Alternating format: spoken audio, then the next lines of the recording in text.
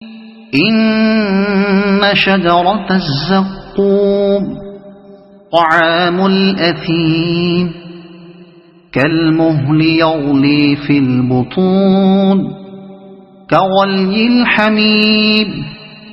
زقوم کا درخت گناہگار کا کھاجا ہوگا، تیل کی تلچھٹ جیسا، پیٹ میں اس طرح جوش کھائے گا جیسے کھولتا ہوا پانی جوش کھاتا ہے۔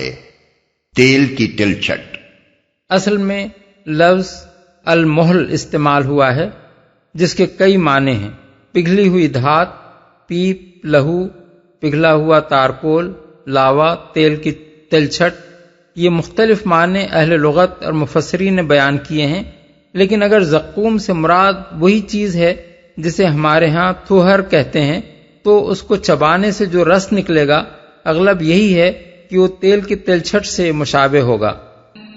خذوه فاعتلوه إلى سواء الجحيم ثم صبوا فوق رأسه من عذاب الحميم ذق إنك أنت العزيز الكريم إن هذا ما كنتم به تمترون۔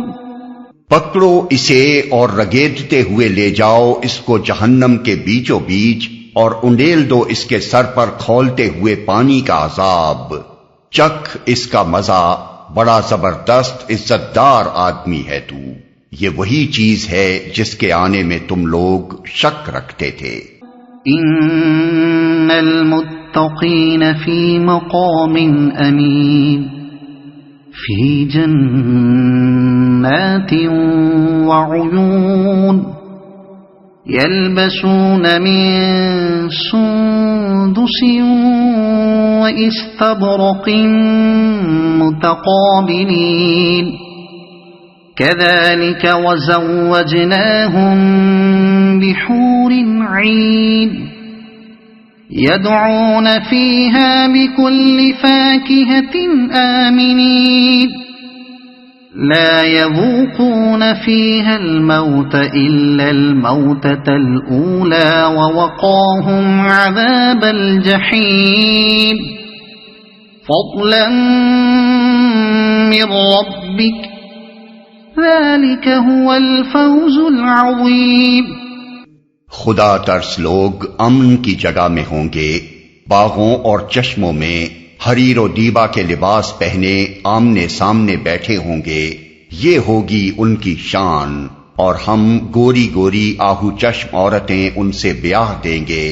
وہاں وہ اطمینان سے ہر طرح کی لذیذ چیزیں طلب کریں گے، وہاں موت کا مزہ وہ کبھی نہ چکھیں گے، بس دنیا میں جو موت آ چکی سو آ چکی، اور اللہ اپنے فضل سے ان کو جہنم کے عذاب سے بچا دے گا، یہی بڑی کامیابی ہے۔ امن کی جگہ میں، امن کی جگہ سے مراد ایسی جگہ ہے جہاں کسی قسم کا کھٹکا نہ ہو، کوئی غم، کوئی پریشانی، کوئی خطرہ اور اندیشہ، کوئی مشقت اور تکلیف لاحق نہ ہو۔ حدیث میں آتا ہے کہ رسول اللہ صلی اللہ علیہ وسلم نے فرمایا، اہل جنت سے کہہ دیا جائے گا کہ یہاں تم ہمیشہ تندرست رہو گے، کبھی بیمار نہ ہوگے، ہمیشہ زندہ رہو گے، کبھی نہ مرو گے، ہمیشہ خوشحال رہو گے، کبھی خستہ حال نہ ہوگے، ہمیشہ جوان رہو گے، کبھی بوڑھے نہ ہوگے۔ مسلم بروایت ابو ہریرہ و ابو سعید خدری۔ حریر و دیبا اصل میں سندس اور استبرق کے الفاظ استعمال ہوئے ہیں۔ سندس عربی زبان میں باریک ریشمی کپڑے کو کہتے ہیں، اور استبرق فارسی لفظ ستبر کا معرب ہے، اور یہ دبیز ریشمی کپڑے کے لیے استعمال ہوتا ہے۔ آہو چشم عورتیں اصل الفاظ ہیں حور عین۔ حور جمع ہے حورا کی، اور حورا عربی زبان میں گوری عورت کو کہتے ہیں، اور عین جمع ہے عینا کی، اور یہ لفظ بڑی بڑی آنکھوں والی عورت کے لیے بولا جاتا ہے۔ لذیذ چیزیں طلب کریں گے۔ اطمینان سے طلب کرنے کا مطلب یہ ہے کہ جو چیز جتنی چاہیں گے بے فکری کے ساتھ جنت کے خادموں کو اس کے لانے کا حکم دیں گے اور وہ حاضر کر دی جائے گی۔ دنیا میں کوئی شخص ہوٹل تو درکنار خود اپنے گھر میں اپنی چیز بھی اس اطمینان سے طلب نہیں کر سکتا جس طرح وہ جنت میں طلب کرے گا، کیونکہ یہاں کسی چیز کے بھی اتھاہ ذخیرے کسی کے پاس نہیں ہوتے، اور جو چیز بھی آدمی استعمال کرتا ہے اس کی قیمت بہرحال اس کی اپنی جیب ہی سے جاتی ہے۔ جنت میں مال اللہ کا ہوگا اور بندے کو اس کے استعمال کی کھلی اجازت ہوگی، نہ کسی چیز کے ذخیرے ختم ہو جانے کا خطرہ ہوگا، نہ بعد میں بل پیش ہونے کا کوئی سوال۔ جہنم کے عذاب سے بچا دے گا۔ اس آیت میں دو باتیں قابل توجہ ہیں۔ ایک یہ کہ جنت کی نعمتوں کا ذکر کرنے کے بعد جہنم سے بچائے جانے کا ذکر خاص طور پر الگ فرمایا گیا ہے، حالانکہ کسی شخص کا جنت میں پہنچ جانا آپ سے آپ اس امر کو مستلزم ہے کہ وہ جہنم میں جانے سے بچ گیا۔ اس کی وجہ یہ ہے کہ فرما برداری کے انعام کی قدر انسان کو پوری طرح اسی وقت محسوس ہو سکتی ہے جبکہ اس کے سامنے یہ بات بھی ہو کہ نافرمانی کرنے والے کہاں پہنچے ہیں اور وہ کس برے انجام سے بچ گیا ہے۔ دوسری قابل توجہ بات اس میں یہ ہے کہ اللہ تعالیٰ ان لوگوں کے جہنم سے بچنے اور جنت میں پہنچنے کو اپنے فضل کا نتیجہ قرار دے رہا ہے۔ اس سے انسان کو اس حقیقت پر متنبہ کرنا مقصود ہے کہ یہ کامیابی کسی شخص کو نصیب نہیں ہو سکتی جب تک اللہ کا فضل شامل حال نہ ہو۔ اگرچہ آدمی کو انعام اس کے اپنے حسن عمل ہی پر ملے گا، لیکن اول تو حسن عمل ہی کی توفیق آدمی کو اللہ کے فضل کے بغیر کیسے نصیب ہو سکتی ہے؟